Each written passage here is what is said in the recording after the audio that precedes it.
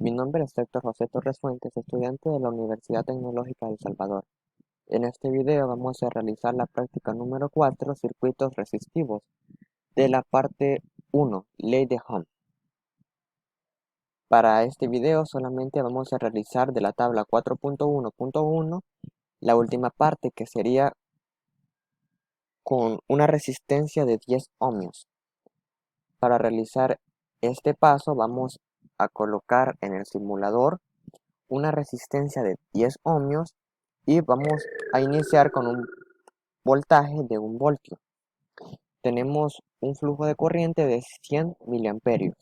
Anotamos este dato en la tabla y convertimos los 100 miliamperios a amperios, que nos da 0.1.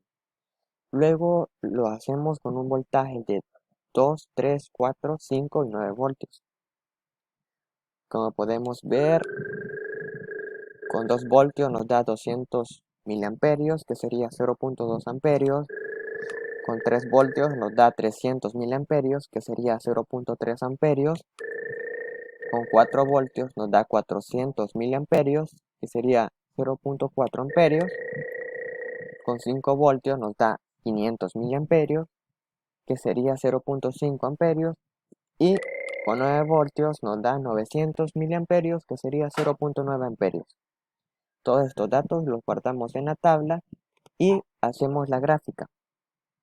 Podemos notar que el voltaje, los voltios y la corriente son directamente proporcional. ¿Qué indica esto? Que a medida que aumenta el voltaje, también aumenta la corriente.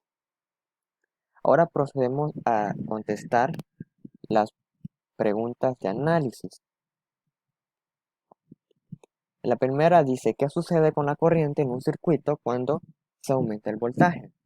Según la ley de Ohm, el voltaje y la corriente son directamente proporcional. Entonces, cuando el voltaje aumenta en un circuito, la corriente también aumenta. Lo que pasa cuando la resistencia disminuye. En este caso es al contrario. Según la ley de Ohm, cuando la resistencia disminuye, la corriente aumenta. Y cuando la resistencia aumenta, la corriente disminuye. Y esto se debe a que son inversamente proporcionales. El cambio de voltaje del circuito provoca un cambio en la resistencia del circuito. El cambio de voltaje en el circuito no provoca ningún cambio en la resistencia, ni tampoco el cambio de la resistencia provoca un cambio en el voltaje del circuito. ¿Por qué?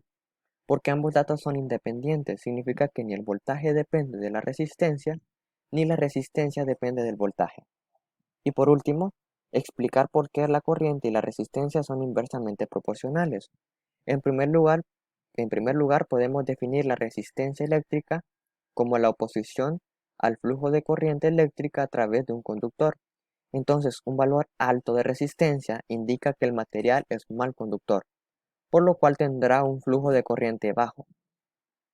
Y un valor bajo de resistencia indica que el material es un buen conductor, por lo cual tendrá un flujo de corriente alto. Y esto lo podemos observar en el simulador. Cuando aumentamos la resistencia, vemos que hay un mayor número de oposición al flujo de corriente en el material, por lo cual la corriente disminuye. Y al disminuir la resistencia, vemos que la oposición es mucho menor, por lo cual la corriente aumenta. Y es por eso que son inversamente proporcionales.